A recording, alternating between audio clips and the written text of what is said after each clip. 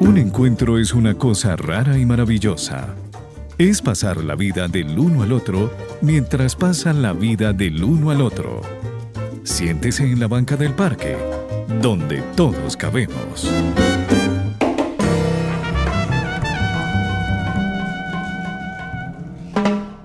Cuando nombramos la palabra duelo, por supuesto, a mi mente vienen varias palabras, pero no sé si a ustedes también les sucede que recuerdan un duelo de titanes o un duelo de vaqueros. También puede ser parecido, como el duelo contra uno, como es el uno contra el dolor, o sea, esa palabra está.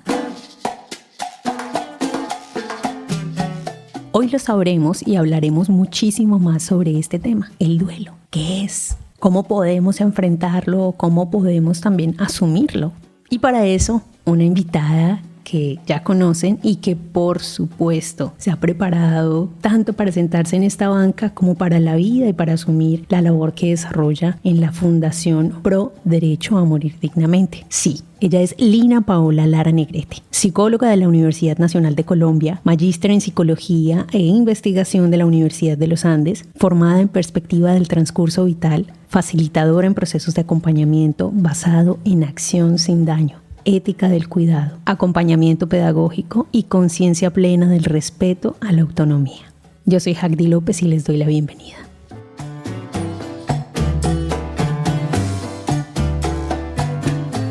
Lina, bien llegada a esta banca, gracias por acompañarnos. Con el mayor gusto, soy yo quien agradece mucho este espacio para sentarnos en la banca y, como siempre hemos dicho, hacer una pausa para pensar en lo que creemos que es profundo. Por supuesto. Justamente al inicio de este podcast hablábamos o ponemos la palabra duelo, propuesta incluso por ti, y yo decía duelo. Qué curioso, porque siento que el duelo, ahorita pensándolo mucho mejor, es esos enfrentamientos entre uno y otro. ¿Eso también será que uno ve así igualmente el duelo? Pues Jacdi, abres tú con una reflexión que yo creo que es muy interesante, porque las palabras sí que importan. Los sentidos y los significados que tienen las palabras pueden cambiar la realidad. Ya lo decía Maturana, el profesor que ha sido tan importante para quienes ejercen la pedagogía. Es verdad que el lenguaje construye realidades. Es decir, la manera como llamamos una experiencia probablemente moldee más la experiencia de lo que a veces estamos en capacidad de reconocer. Sin duda alguna, las palabras que tienen diferentes significados son palabras que nos desafían un poco más a reconocer cuál es su valor y cuál es su lugar en lo que el profesor Humberto Maturana llamaba esa construcción de la realidad que sucede gracias al lenguaje. Es muy importante pensar en las palabras que usamos para describir nuestra propia experiencia. Y claro, cuando decimos duelo, es fácilmente reconocible la idea de varios siglos atrás de una disputa que se resuelve a partir de poner en que se batan a duelo, como se usaba la expresión, dos personas que pensaban distinto o que estaban compitiendo por algún premio o trofeo. Paulatinamente ha sido un esfuerzo considerable que hemos hecho gracias a lo que las feministas han logrado en esa construcción de la realidad que hacemos con el lenguaje. Paulatinamente hemos sido llamadas todas las personas, hombres, mujeres e incluso personas con identidades de género un poquito menos forzosas, digamos. Paulatinamente hemos sido todas las personas siendo invitadas a sacar de nuestro lenguaje aquel lenguaje que reproduce maneras violentas de interacción, ¿cierto? O sea, decir estamos listas para esta batalla, o decir cosas como vamos a procurar que haya, no sé, un triunfo en relación con esto, o vamos a hacerle la guerra a aquello, etcétera. Paulatinamente hemos ido sacando esas expresiones de nuestro lenguaje, pero la tarea no está terminada aún. Lo que eso significa es que probablemente necesitemos nuevas palabras para describir las experiencias que vivimos. Y el duelo es una de ellas. El duelo tiene que ver con el dolor, por supuesto, de allí viene la expresión, pero también tiene mucho que ver con una especie de batalla que libran algunas personas en contra de ese dolor. Y lo que vamos a hacer hoy aquí sentadas en la banca del parque, mirando hacia el frente y acompañándonos en el pensamiento, es proponernos una manera de comprender lo que sucede cuando hay el dolor profundo de una pérdida, de un modo que puede tener que ver con una conversación anterior que hemos tenido sobre las reacciones, sobre la manera como enfrentamos las noticias que recibimos. Mira, volví yo a usar el mismo lenguaje, enfrentar.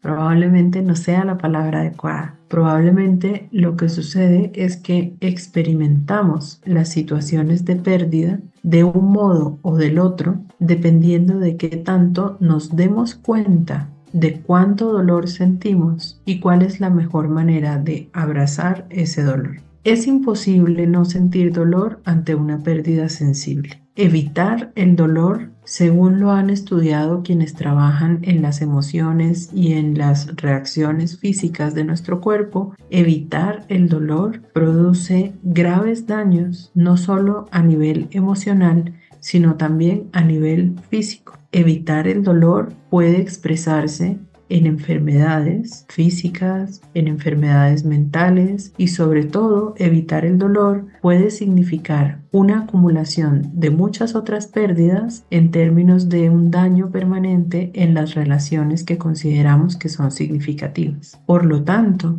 al dolor hay que reconocerlo, primer paso, y segundo paso, dicen algunos, hay que abrazarlo. ¿Pero qué significa eso realmente? Abrazar el dolor no es darle la bienvenida y permitir que se instale y se aloje en nuestras vidas. Abrazar el dolor puede significar más acunarlo, del modo como hicieron nuestras madres con cada una de nosotras cuando estábamos pequeñas, o las personas que cuidaron de nosotras también. Acunar significa tomar en los brazos, abrazar tiernamente y ofrecer tiempo de calidad mientras el dolor pasa un poco y se sosiega. Esa imagen es una imagen que creo que tenemos todas las personas muy clara en nuestra cabeza. Un bebé que llora, inconsolable, unos brazos de alguien adulto que le cuida, que se extienden hacia él y que le consuelan. Y para consolarle, lo que hacen es abrazarle.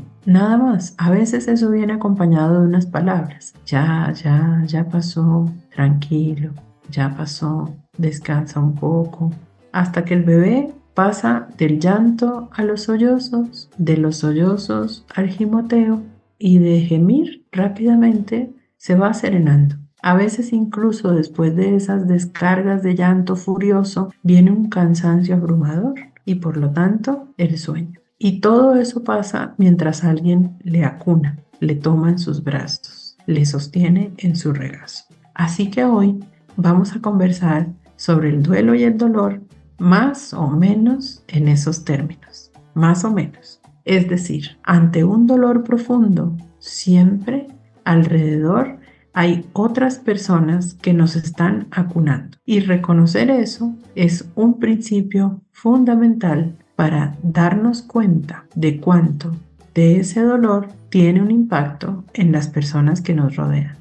De nuevo, no se trata de vivir con el dolor, ni tampoco se trata de vivir en contra del dolor. Se trata de reconocerle en su temporalidad, es decir, como el refrán, muy colombiano y creo que válido para algunas partes de América Latina y el Caribe. No hay mal que dure 100 años, ni cuerpo que le resista. Pero la razón por la cual el mal no dura 100 años no es por el paso del tiempo. El paso del tiempo por sí solo no es lo que alivia, no es lo que sana. Lo realmente sanador es lo que hacemos a lo largo del tiempo. Es decir, muchas veces eso significa para algunas personas simplemente tener tiempo de calidad para expresar su dolor.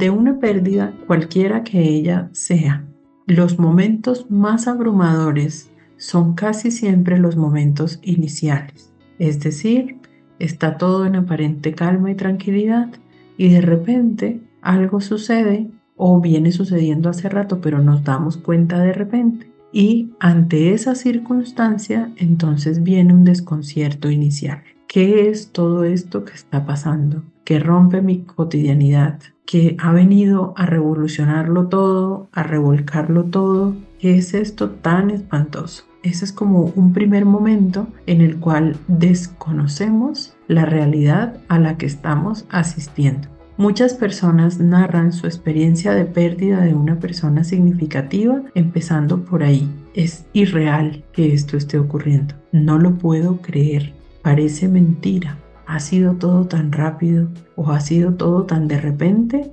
que esa experiencia de pérdida suele ser vivida en los primeros momentos como una cosa increíble. Esto no me puede estar pasando a mí. ¿Por qué a mí? ¿En qué momento todo lo que yo consideraba que era constante, permanente, que no tenía cambios, de repente ha dado un vuelco? Y estoy en una situación en la que nunca me imaginé que estaría. Esa es una descripción común de personas que están experimentando una pérdida. Al principio, muy principio. Posteriormente, eso va transitando otras maneras de experimentar el dolor. Hay una elaboración que es muy conocida porque ha sido muy difundida, que se reconoce generalmente como las etapas del duelo. De eso hemos escuchado hablar muchas veces, que las personas primero hacemos negación, que luego lo que hacemos es expresar el dolor a través de la ira, que luego lo que hacemos es como aceptar lo que sucede y que luego, bueno, yo las estoy parafraseando, seguramente no son así como yo acabo de decir, pero con toda seguridad tampoco son siempre así como están descritas por pasos para todas las personas. La experiencia del dolor es una experiencia individual. Eso significa que cada persona atraviesa esos momentos de un modo distinto. Habrá algunas cosas que parecen comunes, es decir, hemos vivido casi de la misma manera la misma experiencia, pero que haya algunos elementos comunes no hace que la experiencia sea del todo universal. Todas las personas hemos perdido alguna vez a alguien que considerábamos significativo, a alguien que amamos. Y no siempre cuando describimos lo que estamos sintiendo, encontramos semejanzas con lo que otras personas dicen sobre su propia pérdida. Esas semejanzas ocurren después, cuando los detalles van perdiendo importancia y hacemos una consolidación de la experiencia toda y la describimos en general. Cuando la describimos en general es muy parecida a la de otras personas. Cuando describimos lo específico es muy propia de nuestras propias reacciones, de nuestras propias experiencias anteriores, de nuestra propia manera de describir lo que sentimos y de nuestra propia manera de significar la realidad.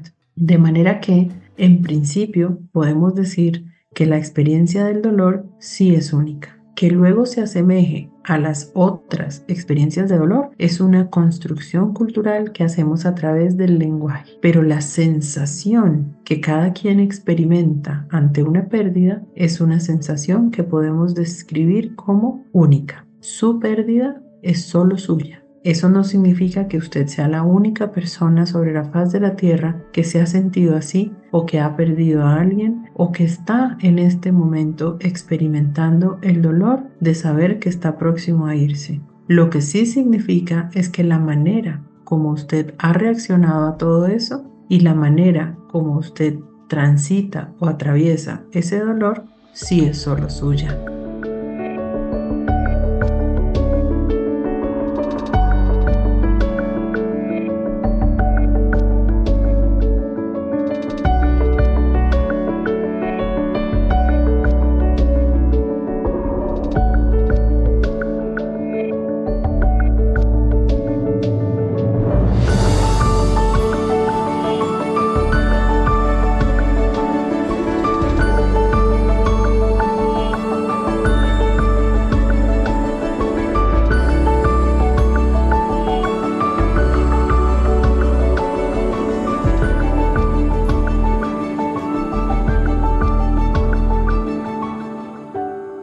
Pues bueno, ya nos contabas que cada uno va viviendo esas etapas, uno de distintas maneras, es súper personal. ¿Cómo poder detectar qué puede ser típico o atípico en este proceso, ¿no? Como no dejarnos sumergir en la profundidad de este proceso, de esta transición, de este paso, de este duelo. ¿Hay formas de detectarlo? Hay formas y algunas de ellas nos son avisadas por las personas que están alrededor, que nos conocen y que nos quieren mucho. Porque una característica que tiene el dolor ante una pérdida es que perdemos transitoriamente la posibilidad de vernos a nosotras mismos. Y eso hace que sea muy difícil llegar a conclusiones sobre si esto que estoy experimentando está en orden, es decir, es lo que se espera que experimente, o si esto que estoy experimentando está por fuera de lo esperable. Lo esperable tiene que ver con unas categorías, voy a llamarlas así porque creo que así les llaman quienes han estudiado esto con mucha profundidad. Hay una especie como de categorías o de niveles que ayudan a comprender si la experiencia de dolor es una experiencia que va camino a sanar, o es una experiencia que está estancada, o es una experiencia en la que no hay sanación a la vista. Prefiero describirlo así y no con esas formas un poquito anticuadas a mi juicio y que han hecho un poquito de daño en el pasado, como por ejemplo llamar a una experiencia de dolor normal o anormal. No es que sea normal, tampoco es que sea anormal. Lo que pasa con la experiencia de dolor es que sí hay unas características que podrían hacer que sea necesaria la búsqueda de ayuda profesional al respecto, y hay otras que simplemente van andando de acuerdo con la manera de vivir que una persona tiene. Para algunas personas es relativamente fácil sobreponerse ante una experiencia de dolor, es decir, rápidamente hay unas personas que resignifican su pérdida y que agradecen, por ejemplo, el tiempo vivido a cambio de lamentarse por la ausencia de la persona amada. Esas personas probablemente son personas que tienen muchas herramientas emocionales y que con toda seguridad tienen muchas relaciones que les ayudan a caminar ese paso, a dar esos pasos sin detenerse tanto tiempo en ellos. Eso es súper relativo. A otras personas les toma más tiempo. Una de mis abuelas, por razones que yo creo que eran culturales, por ejemplo, vistió de luto durante casi toda su vida adulta. Era tan enorme la familia extensa que era casi imposible no estar de luto. Es decir, 3 años vistiendo colores oscuros y de repente muere alguien más, se junta un luto con el otro y otros 2 años vistiendo de colores oscuros y de repente muere alguien, no importa si era un pariente lejano o lo que fuera, ella igual sentía el deber social de demostrar su dolor a través del vestuario que usaba. Por lo tanto, la ocasión más festiva en que le vimos llevaba un vestido blanco con florecitas moradas, que también era de luto. Algunas veces esas imposiciones sociales y culturales tienen mucho que ver con la manera de experimentar el tiempo de luto, el tiempo de duelo, el tránsito por el dolor. Otras veces, en sociedades un poco más contemporáneas a la nuestra, esa expresión del dolor a través del vestuario ya no es posible, o a través de las convenciones sociales ya no es posible. A veces los rituales, que son esta parte cultural tan nuestra, tan propia de las sociedades en las que estamos, también varían con el paso del tiempo. Estoy completamente segura de que muchas de las personas que nos escuchan, igual que tú y que yo, hemos vivido la experiencia de lo que era un velorio. Esto es, ante la muerte de una persona cercana, se guardaban más o menos unas 9 noches de consideración, lo cual implicaba visitar a lo que llamábamos los deudos, es decir, las personas adoloridas más cercanamente por la pérdida, y había rezos, y había conversaciones, y había remembranzas, y había de un modo o del otro un homenaje a la persona que ahora estaba ausente. Eso ha cambiado mucho. En las ciudades grandes eso casi ya no sucede. Es más, si sucede es excepcional. Y eso, todo lo anterior, en el pasado y en el presente, son prácticas culturales que tienen que ver con la manera como hemos construido nuestras vidas en torno a los rituales, en torno a las costumbres y en torno, por supuesto, a la experiencia compartida del dolor. Cuanto más solitarias nos hacemos las personas en las ciudades grandes, más solitaria es, por supuesto, también la experiencia de dolor. Y ahí hay algo que hacer al respecto.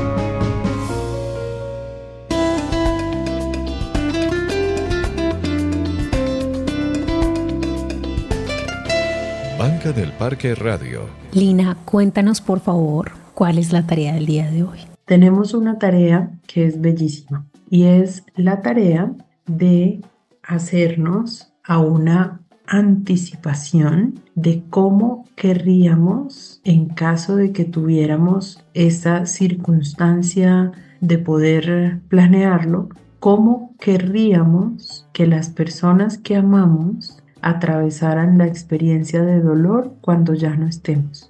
Cuesta un poquito de trabajo, por supuesto, imaginarse qué sienten las otras personas, pero es bastante fácil saber qué no querríamos que experimenten porque no les deseamos que pasen por un dolor profundo. Con base en esa manera en la que hemos atravesado las situaciones de dolor, ¿qué no querríamos que sintieran las personas que amamos? Eso no significa que podamos evitarlo, cada quien tiene su experiencia. Eso lo que significa es que resignifiquemos el tiempo que dedicamos a abrazar el dolor. Es para eso que lo pensamos, solamente para eso. Si yo estuviera en esta situación, es muy probable que no quisiera que las personas que me aman se demoren tanto como me demoré yo en aquella ocasión. Si yo pudiera, les ofrecería o les extendería de algún modo los aprendizajes que yo hice cuando estuve en esa experiencia de dolor. Alguien dice que las personas inteligentes son las personas que piden ayuda. Pero al lado de eso, que es probable que muchas personas consideremos como cierto, está otra expresión y es muy inteligente pedir ayuda, pero lo realmente sabio es recibirla. ¿Qué tan dispuestas estamos? Tú, Hagbi, yo, Lina, las personas que nos escuchan todas, a recibir ayuda cuando sentimos dolor. Esa es la tarea, reconsiderar los momentos de dolor a solas o con ayuda. Ella es Lina Paola Lara Negrete. Lina, gracias por sentarte en esta banca. Gracias a ti y a todas las personas que nos escuchan. Nos estamos acompañando. Así es. Estamos aquí cerquita de ustedes, leyéndoles, escuchándoles, y ustedes gracias por escucharnos también. Nos encantaría que nos conversen qué están pensando, qué opinan sobre estos podcasts, sobre no solo este, sino otros tantos que se encuentran en YouTube, Spotify, iVoox. Y claro, si ustedes se quieren conectar directo o en vivo con nuestra emisora, es en www.bancadelparque.com. Recuerden que allí ustedes nos pueden escribir un correo y contarnos a detalle aquello que están pensando.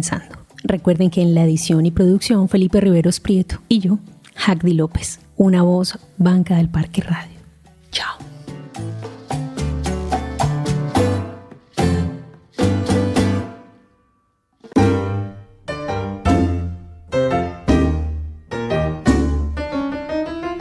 Ahora la Banca del Parque queda sola.